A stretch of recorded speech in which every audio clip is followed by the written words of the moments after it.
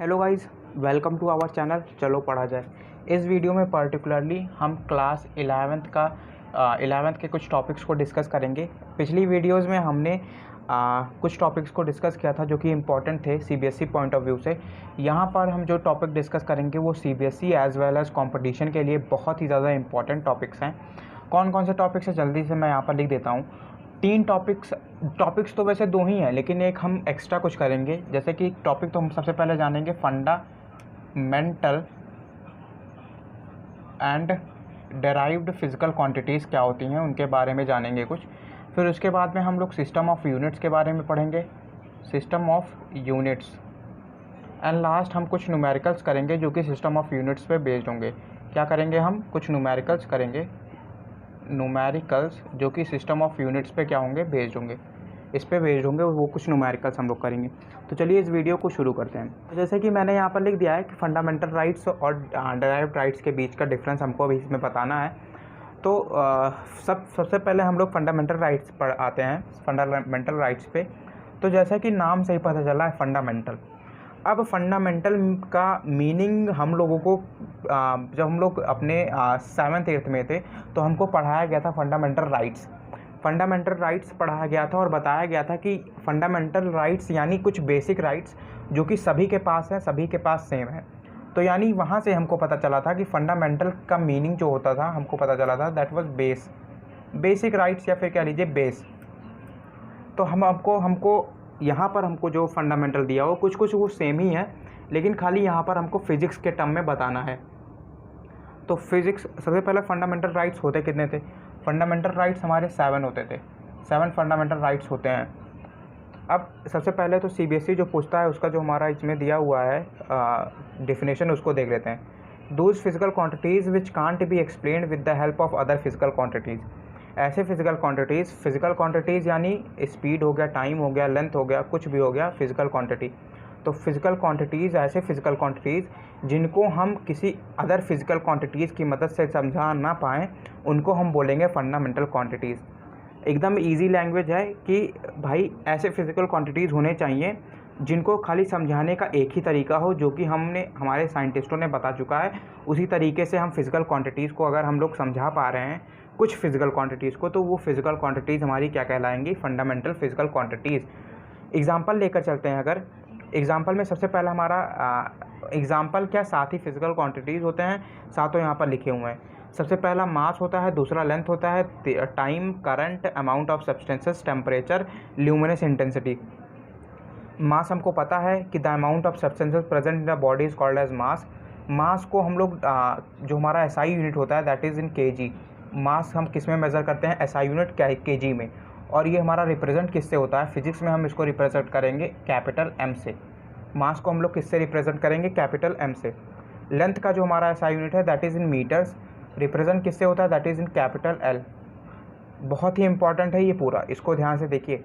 Time हमारा measure होता है सेकंड्स में, और हमारा अगर हम बात करें कि इसका रिप्रेजेंटेशन किससे होता है that is in capital T.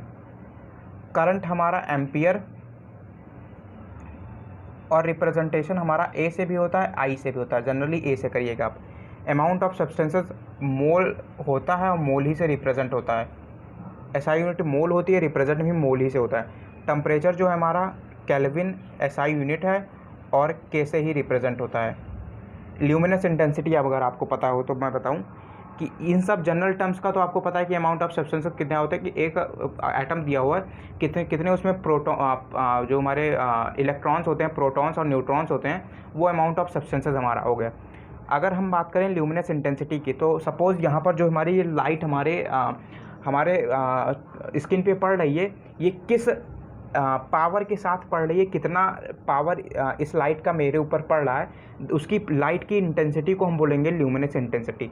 कि किस पावर के साथ, किस इंटेंसिटी के साथ जो लाइट है जो हमारा लाइट है या लाइट रेज हैं वो इस पर्टिकुलर ऑब्जेक्ट पे पड़ रहे हैं, तो that is called as luminous intensity.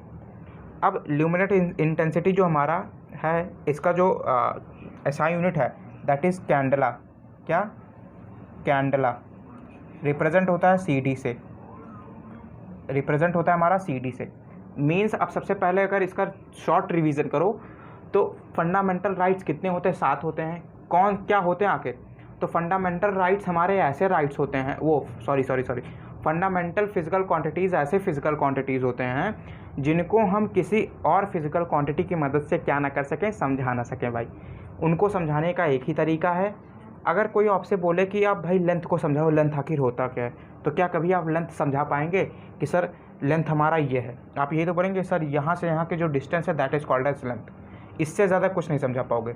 तो बस वही, जिसको खाली समझाने का एक ही तरीका हो, दूसरे तरीके से ना समझा पाओ या दूसरे फिजिकल क्वांटिटीज़ की मदद से ना समझा पाओ, उसको हम लोग बोलेंगे फंडामेंटल फिजिकल क्वांटिटीज़। साफ सीधी बात भाई, इससे ज़्यादा ना इससे कम याद करो, बस इतना है। ये हो गए 7, इन 7 को आप रट लीजिए, बुक में लिख लीजिए, ये होते हैं 7, बस इससे ज़्यादा कुछ नहीं। अब अगर मैं बात करूँ, फंडामेंटल तो हो गया हमारा। अब अगर बात करें हम डेराइव्ड की, तो डेराइव्ड में आता है हमारा कि विच कैन बी एक्सप्रेस्ड या which can be explained with the help of fundamental physical quantities. कहने का मतलब ये है कि एक ऐसे हमारे फिजिकल क्वांटिटीज़, इन 7 को छोड़कर अप्रॉक्सीमेटली हमको 140 के आसपास हमको फिजिकल क्वांटिटीज़ फिजिक्स की पार्ट 1 में आखिरी पेज पे दिया हुआ है। 140 के आसपास फिजिकल क्वांटिटीज़ हैं। अब उन 140 में से इन 7 को आप हटा दीजिए, जितना फिजिकल क्वांटिटी बच रहा है वो सब किस में आ जाएगा? डेराइव्ड में आ जाएगा। इसमें आ जाएगा, डेराइव्ड में आ जाएगा भाई। तो उन सब को हम लोग क्या कर सकते हैं, उन सब फिजिकल क्वांटिटीज़ जितना रेस्ट हमारे बचे, रेस्ट फिजिकल क्वांटिटीज़ हमारे जितने बचे, उनको हम लोग क्या कर सकते हैं, फंडामेंटल फिजिकल क्वांटिटीज़ की मदद से हम उसको समझा सकते हैं। फंडामेंटल फिजिकल क्वांटिटीज़ की मदद से क्या कर सकते हैं, हम उनको समझा सकते हैं। तो चलिए इसको समझते हैं। एग्जाम्पल लेते हैं तो और अच्छे से समझ पे आएगा। एग्जाम्पल में लेते हैं हम सबसे पहले एरिया को, सिंपलेस्ट एग्जाम्पल। तो एरिया क्या है? हमारा एक डेराइव्ड फिजिकल क्वांटिटी है। अब एरिया को हम लोग क्या लिखते हैं? That is length into breadth. अच्छा, ब्रेथ भी तो लेंथ ही है। लेंथ को हम लोग मीटर्स में नापते हैं, ब्रेथ को भी हम लोग मीटर्स में नापेंगे, तो यानी ब्रेथ भी हमारा क्या हुआ? एक हिसाब से लेंथ ही हुआ। ब्रेथ भी क्या हुआ हमारा? एक हिसाब से लेंथ ही हुआ। अब तो क्या हम इसको ऐसे लिख सकते हैं, that is L square, area is equal to L square. अब जब हमने इसको ऐसे लिखा तो लेंथ हमारा क्या था? लेंथ हमारा एक फंडामेंटल फिजिकल क्वांटिटी है। लेंथ हमारा क्या है? फंडामेंटल फिजिकल क्वांटिटी है। मीन्स शॉर्ट वे में एरिया डेराइव्ड फिजिकल क्वांटिटी है जिसको हमने समझाया with the help of fundamental physical quantities. दूसरा एग्जांपल लेते हैं हम, वॉल्यूम नहीं लेंगे क्योंकि वॉल्यूम तो हो जाएगा, दैट हम डेंसिटी लेते हैं। डेंसिटी हमारा होता है मास अपॉन में वॉल्यूम। मास हमारा क्या है? Fundamental physical quantity.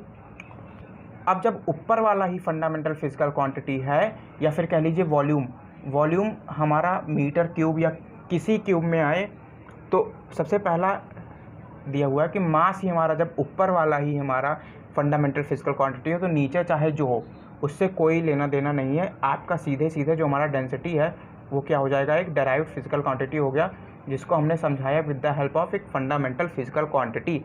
इससे ज़्यादा या इससे कम आपको इसमें कुछ नहीं याद करना है, बस इतना ईजी था ही। Derived physical quantity, fundamental physical quantities, दोनों के बीच का डिफरेंस। अब इसके बाद हमको यूनिट्स, सिस्टम ऑफ यूनिट्स पढ़ना है, तो उसको चलिए उसको देखते हैं। तो जैसे सिस्टम, हमारा जो नया टॉपिक है that is system of units. अब सिस्टम ऑफ यूनिट्स हमारे 3 टाइप्स के होते हैं। सबसे पहला हमारा होता है that is MKS system. MKS system को ही एसआई यूनिट बोला जाता है, एसआई सिस्टम बोला जाता है।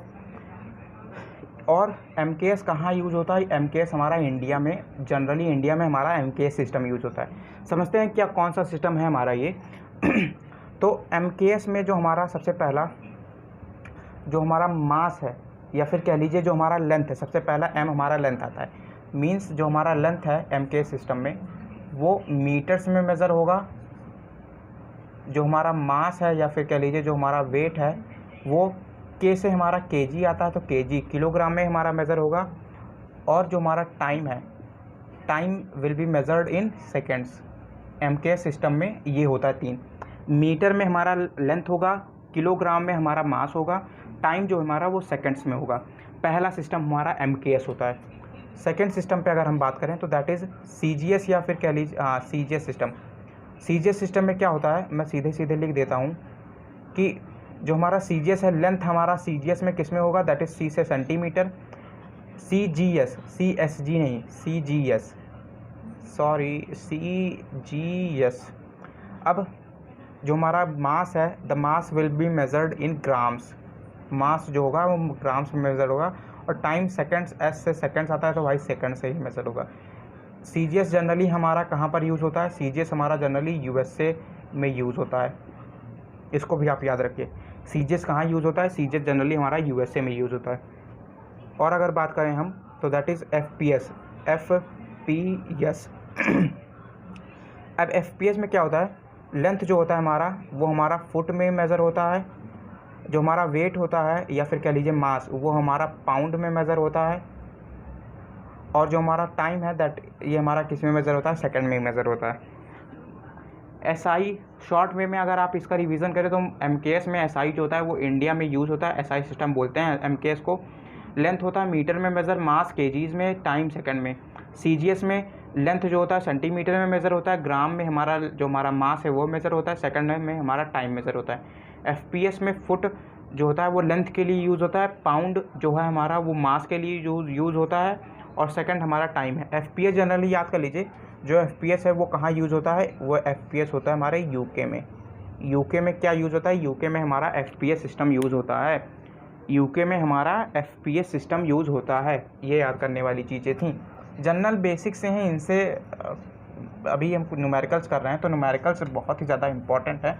उस न्यूमेरिकल को अगर हम लोग कर रहे हैं, अगर आप कर ले रहे हैं उस न्यूमेरिकल को, तो आपके लिए बहुत ही ज़्यादा अच्छा होगा। तो चलिए देखते हैं न्यूमेरिकल हमारा क्या कहता है। न्यूमेरिकल सबसे पहला हमारा अभी जो हमने यूनिट सिस्टम पढ़ा है उसको, उससे रिलेटेड हमारा न्यूमेरिकल है। न्यूमेरिकल तो उससे रिलेटेड हमारा न्यूमेरिकल है। तो सबसे पहला न्यूमेरिकल हमारा क्या कहता है कि जो एक फोर्स है हमारा, फोर्स है 1 न्यूटन का। अब इसको हमको चेंज करना है इनटू MKS सिस्टम, MKS में तो है ही है भाई ये, इनटू CGS सिस्टम में, CGS सिस्टम में। अब देखो न्यूमेरिकल क्या कह रहा है हमारा कि फोर्स है 1 न्यूटन का, अब इसको तुम चेंज करो इनटू CGS सिस्टम में। तो सबसे पहले हम लोग न्यूटन की वैल्यू पुट करते हैं। फोर्स हम जानते हैं कि फोर्स जो होता है हमारा that is MA, force is equal to MA। अब मास जनरली हमारा किस में मेज़र होता है, केजीज़ में। एक्सेलरेशन हमारा, एक्सेलरेशन की क्या वैल्यू होती है, दैट इज़ मीटर पर सेकंड स्क्वायर, मीटर पर सेकंड स्क्वायर। देखो मीटर पर सेकंड स्क्वायर एक्सेलरेशन की वैल्यू होती है, मास की वैल्यू हमारी केजी आ गई। मीन्स फोर्स को हम लोग क्या लिख सकते हैं, फोर्स को हम लोग लिख सकते हैं केजी मीटर पर सेकंड स्क्वायर। अब ऐसा सिस्टम बताओ जिसमें के मास जो है वो केजीज़ में मेज़र किया जाता है, लेंथ जो है वो मीटर्स में, और टाइम जो है सेकंड में। तो जी सर वो हमारा किस में था, वो that was in MKS system, MKS system में। मीन्स जो हमारा क्वेश्चन है वो क्या कहने की कोशिश कर रहा है कि भाई 1 न्यूटन का फोर्स है जो कि MKS सिस्टम में है, उसको आप CGS सिस्टम में कन्वर्ट करिए। तो अब हमको पता चल गया है कि जो हमारा 1 न्यूटन है वो MKS में है, हमको किस में करना है, CGS में करना है। तो चलिए करते हैं। अब 1 kg में सबसे पहले हम लोग कन्वर्जन कर लेते हैं। 1 kg में 10⁻³ ग्राम्स होते हैं, और 1 मीटर में 10⁻² सेंटीमीटर होता है। तो अब वैल्यूज पुट कर दीजिए। 1 kg की जगह 10⁻³ ग्राम्स इंटू 1 मीटर की जगह 10⁻² सेंटीमीटर, अपॉन में सेकंड है तो सेकंड का स्क्वायर, सेकंड का स्क्वायर मीन्स 10⁵ ग्राम सेंटीमीटर पर सेकंड स्क्वायर। ये हमारी आ गई वैल्यू। अब देखिए फोर्स ये हमारा किस सिस्टम में आया, ये हमारा आया CGS सिस्टम में। यहाँ से आपको नोट करने वाली बात क्या है उसको मैं बता दे रहा हूँ। यहाँ से नोट करने वाली बात, यहाँ से आप देख लीजिए कि MKS सिस्टम में न्यूटन बोला जाता है, फोर्स की यूनिट होती है। CGS में डाइन होती है, जैसे आपको बताया गया होगा ना, ये डाइन्स है। कि 10⁻1 newton of force is equal to 10⁵ dynes, यानी CGS में फोर्स की यूनिट डाइन्स होती है और MKS में फोर्स की यूनिट न्यूटन्स होती है। तो ये न्यूमेरिकल ईजी था थोड़ा सा, और न्यूमेरिकल्स आपको भी मिल जाएंगे। न्यूमेरिकल्स मैं लिख दे रहा हूँ, उसको आप प्रैक्टिस कर लीजिएगा तो आपके लिए ईजी होगा। न्यूमेरिकल्स में एक न्यूमेरिकल और लिख दे रहा हूँ, उसको आप कर लीजिएगा। तो ये रहा आपका न्यूमेरिकल। एनर्जी दिया हुआ है 2 जूल का, और उसको चेंज करना है आपको CGS सिस्टम में। बहुत ही ज़्यादा इजी न्यूमेरिकल है। जो भी इसका आंसर आए कमेंट बॉक्स में आप उसको लिखेंगे, और ऐसा नहीं है कि आपको आंसर नहीं मिलेगा, आपको आंसर इसका मिल जाएगा। कमेंट में पहले आप इसको लिखिए और इसका आंसर मुझे बताइए। तो थैंक यू। अगर आपको वीडियो अच्छा लगा हो तो लाइक, कमेंट, शेयर और चैनल को सब्सक्राइब ज़रूर कर लें। Thank you.